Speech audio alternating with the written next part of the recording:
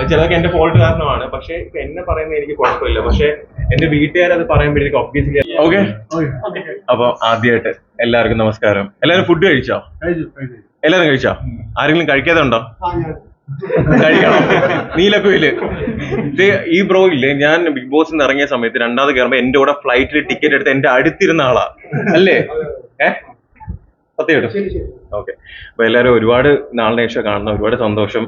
എന്താ പറയാ, സത്യമായി ഭയങ്കര സന്തോഷമുണ്ട് കേട്ടോ. കാരണം അടുത്ത സീസൺ വരാൻ പോകുക 2.5 വർഷം കഴിയാൻ പോവുക. അപ്പം ഇത്രയും നാൾ കഴിഞ്ഞിട്ടും എന്താ പറയാ, നിങ്ങളൊക്കെ ഇപ്പോഴും സ്നേഹിക്കുന്നു എന്നറിയുന്നതിൽ അല്ലെങ്കിൽ കൺസിഡർ ചെയ്യുന്നു എന്നറിയുന്നതിൽ ഒരുപാട് സന്തോഷം.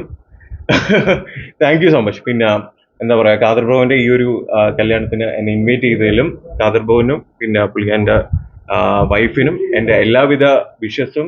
അവർക്ക് നല്ലൊരു എന്താ പറയാ ഹാപ്പി മാരീഡ് ലൈഫ് ഓക്കെ അവർക്ക് വിഷ് ചെയ്യാണ്.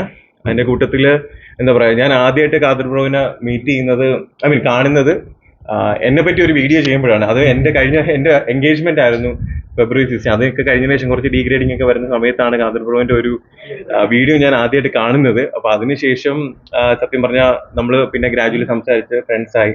അതിനുശേഷം ഇപ്പം സത്യം പറഞ്ഞാൽ ഭയങ്കര നല്ല രീതിയിലുള്ള ഒരു ബന്ധമാണ്. അപ്പൊ അതിനുശേഷം ഈ ഒരു കല്യാണത്തിന് ഇൻവൈറ്റ് ചെയ്തതിലും ഞാൻ ദുബൈയിലായിരുന്നു. അപ്പൊ അത് കഴിഞ്ഞ് ഇന്നലെ കൊച്ചി വന്നു. അത് കഴിഞ്ഞതിന് ശേഷം ഇന്ന് ഇവിടെ വരാൻ സാധിച്ചു. രണ്ടാമത്തെ പ്രാവശ്യമാണ് കാസർഗോഡ് വരുന്നത്.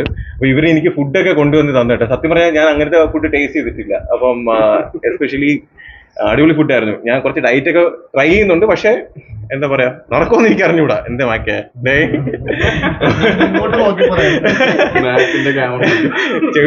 ചെകുത്താൻ്റെ അടുത്ത് അന്വേഷണം പറയണം കേട്ടോ. ഓക്കെ.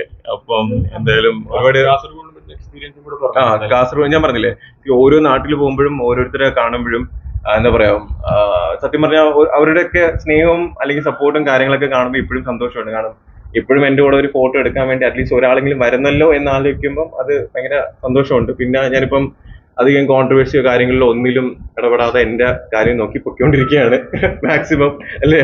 അപ്പം ഇതൊക്കെ തന്നെയാണ്. പിന്നെ എന്തുണ്ട് നിങ്ങൾക്കൊക്കെ എന്തുണ്ട് വിശേഷം? എല്ലാവരും ഹാപ്പി ആണോ? ഓക്കെ ആണോ? ഒരാൾ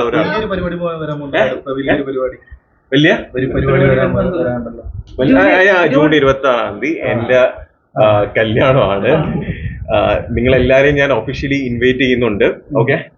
കാരണം എന്താ പറയാ, നിങ്ങളൊക്കെ തന്നെയാണ് എന്നെ സപ്പോർട്ട് ചെയ്തിട്ടുള്ളത്. കാരണം എന്റെ എൻഗേജ്മെന്റ് ഫംഗ്ഷനിൽ പലരും പറയുന്നുണ്ടായിരുന്നു നിങ്ങൾ എല്ലാവരും ബാക്കേ കാണാൻ പറ്റുള്ളായിരുന്നു. പക്ഷെ എന്നിരുന്നാലും ഒരു എന്താ പറയാ, ഒരു 10-20 വർഷം കഴിഞ്ഞതിന് ശേഷം എനിക്ക് ആ ഒരു എൻഗേജ്മെന്റ് വീഡിയോ ഒക്കെ കാണുമ്പോൾ ഭയങ്കര ഹാപ്പി ആവും കേട്ടോ. കാരണം ഞാൻ ഒരു നോർമൽ മിഡിൽ ക്ലാസ് ഫാമിലി എന്ന് പറഞ്ഞ ഒരു സാധാരണക്കാരനാണ്. അപ്പൊ എന്റെ ഒരു എൻഗേജ്മെന്റിലേക്ക് ഇത്രയും പേര് വരിക അല്ലെങ്കിൽ ഇത്രയും മീഡിയ സപ്പോർട്ട് ഒക്കെ കിട്ടാന്ന് എന്റെ മക്കളുടെ അടുത്ത് അഭിമാനത്തോടെ പറയാൻ പറ്റില്ല. അത് നിങ്ങളുടെയൊക്കെ സപ്പോർട്ട് ഉണ്ട്. കാരണം അന്നത് ചോദിക്കുമ്പോൾ ഞാനാ പറഞ്ഞത് അവർക്ക് ഒരു റെസ്ട്രിക്ഷനും വെക്കേണ്ട.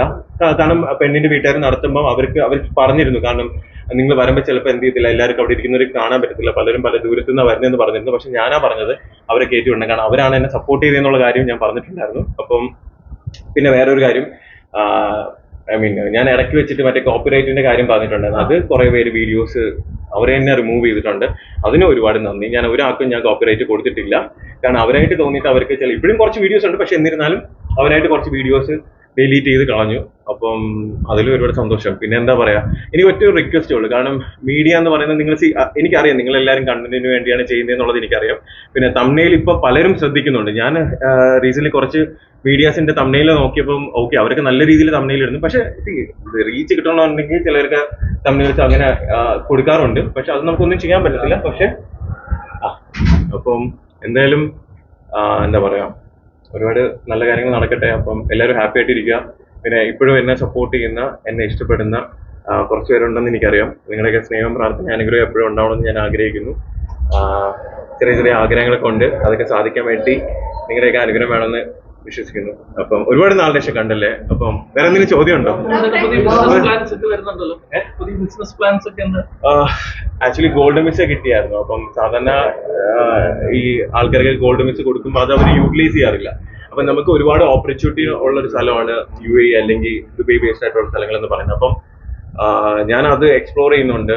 ഒരുപാട് കാര്യങ്ങൾ നടക്കുന്നുണ്ട്. ചെറിയ ചെറിയ ആഗ്രഹങ്ങളൊക്കെ ഓരോന്ന് സഹായിച്ചു വരുന്നുണ്ട്. അപ്പൊ അതിന്റെയൊക്കെ ഓരോ കൺക്ലൂഷൻ എത്തുമ്പം ഞാൻ നിങ്ങളുടെ അടുത്ത് തന്നെ പറയും ഇന്ന കാരണം എൻ്റെ ഓരോ ആഗ്രഹങ്ങൾ അല്ലെങ്കിൽ എനിക്ക് ഓരോ നല്ല കാര്യങ്ങൾ നടക്കുമ്പോൾ നിങ്ങളുടെ അടുത്ത് ഷെയർ ചെയ്യണം എന്നുള്ള എൻ്റെ ഒരു ആഗ്രഹമാണ്. അത് ഞാൻ തീർച്ചയായിട്ടും ഞാനത് ചെയ്യുന്നതായിരിക്കും. ഈ നല്ല കാര്യങ്ങൾ നടക്കാൻ ദുബായ് ചൂസ് ചെയ്തതിന്റെ കാരണം? ദുബായ് എന്ന് പറയുന്നത് എനിക്ക് ഗോൾഡൻ വിസ കിട്ടിയതാണ് ഫസ്റ്റ് ഒരു കാര്യം. കാരണം അവിടുത്തെ ഗവൺമെന്റ് അംഗീകരിച്ച് എനിക്ക് ആ ഒരു ഗോൾഡൻ വിസ എന്ന് പറഞ്ഞൊരു കാര്യം തന്നപ്പം സത്യം പറഞ്ഞാൽ എനിക്കതൊരു എന്താ പറയാ, എനിക്ക് ഭയങ്കര പ്രൗഡ് മൊമെന്റ് ആയിരുന്നു. കാരണം അത് ഒരു പ്രിവിലേജ് ആയിട്ട് കണ്ടു. പിന്നെ ഞാൻ അതിന്റെ പോസിബിലിറ്റീസ് എന്താണ്, ചാൻസസ് എന്താണ്, അത് വഴി നമുക്ക് എന്തൊക്കെ കാര്യങ്ങൾ ചെയ്യാൻ പറ്റും. സോ അങ്ങനെയുള്ള കുറെ കാര്യങ്ങളൊക്കെ ഞാൻ ഒരു സ്റ്റഡി ചെയ്തതിന് ശേഷമാണ് ഓക്കെ ശരി UAE അല്ലെങ്കിൽ ദുബായ് നല്ലൊരു ഓപ്പർച്യൂണിറ്റി ഉള്ള ഒരു സ്ഥലമാണ്. പിന്നെ അവിടുത്തെ ലോ സിസ്റ്റവും പിന്നെ അവിടുത്തെ ജീവിത ശൈലി എല്ലാം കുറച്ചുകൂടെ അഡ്വാൻസ്ഡ് ആണ്, ബെറ്റർ ആണെന്ന് തോന്നി. പക്ഷേ എനിക്ക് എപ്പോഴും കേരളം തന്നെയാണ്. കാരണം നിങ്ങൾ തന്നെയാണ് കേരളത്തിലുള്ളവർ തന്നെയാണ് എനിക്കൊരു എന്താ പറയാ ഒരു ഐഡന്റിറ്റി അല്ലെങ്കിൽ എന്നെ തിരിച്ചറിയാൻ കാരണം കേരളം തന്നെയാണ്. സോ അപ്പം എല്ലാവരും പോകുന്നില്ല അധ്വാനിക്കാൻ വേണ്ടി പുറം നാട്ടിൽ, അതുപോലെ ഞാനും പോകുന്നുണ്ട്. എന്തെങ്കിലുമൊക്കെ നടക്കട്ടെ അല്ലേ. എന്തെങ്കിലും നടക്കുമ്പോൾ ഞാൻ ഉറപ്പായിട്ടും അറിയിക്കുന്നതായിരിക്കും. എന്താ ദുബായിൽ പനമേല എടുക്കേണ്ട കാരണം അവിടെ മാത്രം അവിടെ നിൽക്കണ കൊണ്ടാണ്? ഇല്ല, അതുകൊണ്ടല്ല. അവിടെ കാശ് കുറവാണ് അവിടെ മേടിക്കാൻ.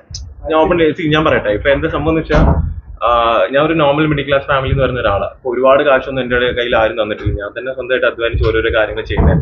അപ്പൊ ഞാൻ കമ്പാരിറ്റീവ് നോക്കുമ്പോൾ ഇവിടത്തെക്കാട്ടിയും 4-1 കാശ് മാത്രമേ അവിടെ ഉള്ളൂ.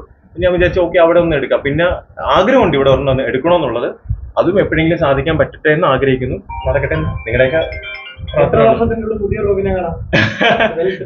എത്ര വർഷത്തിനുള്ളിൽ ബിസിനസ് ഒക്കെ ചെയ്ത് വെൽസെറ്റുള്ള റോബിനെ കാണാൻ പറ്റും? ഞാനിപ്പോ എന്റെ ലൈഫിൽ ഞാൻ ഹാപ്പിയാ. എനിക്ക് ഉള്ളതുകൊണ്ട് അതിപ്പോ 100 രൂപയാണെങ്കിലും ഞാൻ ഹാപ്പിയാ. മനസ്സിലായില്ലേ?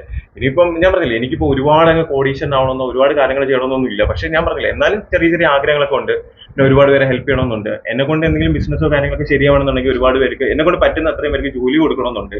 എനിക്ക് പറ്റുന്ന കോൺടാക്ട്സ് വെച്ചിട്ട് ഒരുപാട് പേർക്ക് ജോലി വാഗ്ദാനം ഇപ്പൊ തന്നെ 1-2 പേരെ ഞാൻ റെക്കമെൻഡ് ചെയ്തിട്ടുണ്ട്. എനിക്ക് പോയി കമ്പനീസിലൊക്കെ എനിക്ക് അറിയുന്നത് പല പല ആൾക്കാരുടെ അടുത്ത് കോൺടാക്ട് ചെയ്തപ്പോൾ ഞാൻ അവരെയൊക്കെ കോൺടാക്ട് ചെയ്തിട്ടുണ്ടായിരുന്നു.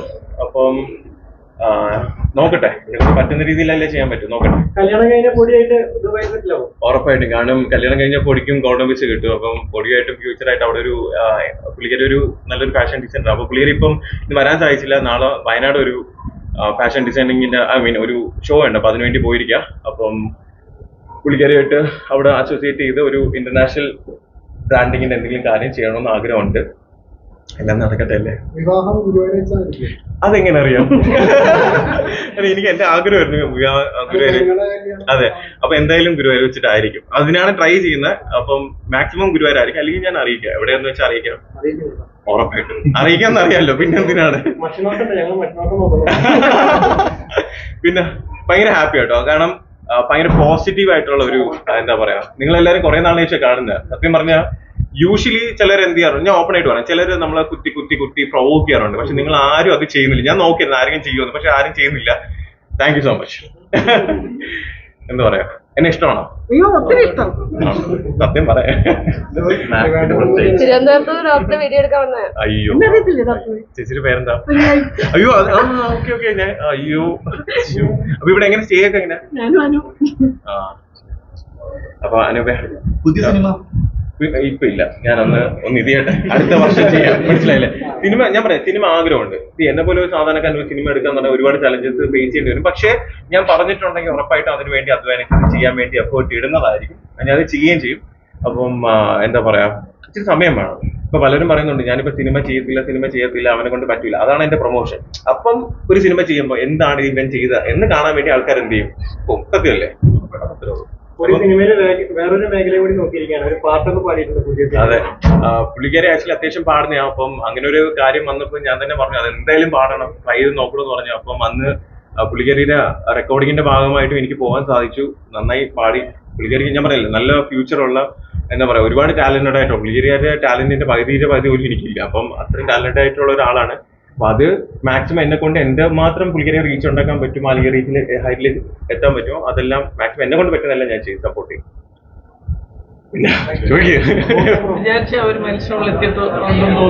ഞാൻ ഹാപ്പിയാണ്. കാരണം എന്റെ ചേട്ടാ ഒരു പ്രസ് മീറ്റ് എടുക്കാണ്. ഓക്കെ,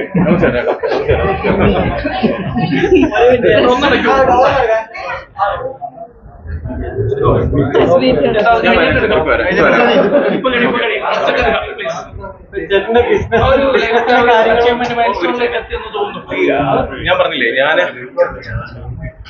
എന്റെ ഒരു ആഗ്രഹം എന്ന് വെച്ചാൽ ഇപ്പൊ ഞാൻ പറഞ്ഞില്ല, ഇപ്പൊ ഒരു 2 വർഷം മുന്നേ ആണെങ്കിൽ നിങ്ങൾക്ക് എന്നെ അറിയത്തില്ല ആണല്ലോ. ഇപ്പൊ നിങ്ങൾക്ക് എന്നെ അറ്റ്ലീസ്റ്റ് അറിയാം, ഇങ്ങനെ ഒരാൾ ജീവിച്ചിട്ടുണ്ട്. അത് തന്നെയാണ് എന്റെ ഏറ്റവും വലിയ അച്ചീവ്മെന്റ്.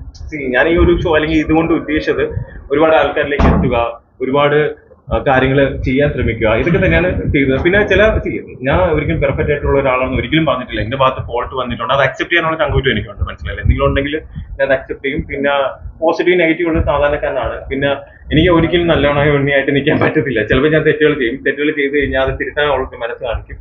പിന്നെ അത്രയൊക്കെ തന്നെയാണ്. ഇപ്പൊ നിങ്ങൾക്കറിയാം, ഞാൻ അത്ര ഭയങ്കര ലൗഡായിട്ടല്ല ഞാൻ നിൽക്കുന്നത്, അല്ലേ? ഞാനിപ്പം അത്യാവശ്യം സെറ്റിലായിട്ടാണ് നിൽക്കുന്നത്. കാരണം ബിഗ് ബോസിന് ശേഷം ഉള്ള ഒരു ഓഡിയൻസിലേക്ക് എത്തണമെന്നുണ്ടെങ്കിൽ നമ്മൾ കുറച്ച് ലൗഡായിട്ട് നിന്നാലേ പറ്റത്തുള്ളൂ. അത്രയും നാളത് കണ്ടിന്യൂ ചെയ്ത് പോകുന്ന പറഞ്ഞാൽ ചലഞ്ച് തന്നെയായിരുന്നു. മനസ്സിലായി. ഇപ്പൊ അതിന്റെ ആവശ്യമില്ല. ഓൾമോസ്റ്റ് ഞാൻ ആഗ്രഹിച്ച കാര്യങ്ങൾ എനിക്ക് സാധിക്കാൻ പറ്റി. അതൊക്കെ തന്നെയാണ്. No comments. എല്ലാം നന്നായിരിക്കട്ടെ, അത്രേ ഉള്ളൂ. നന്നായി നടക്കട്ടെ.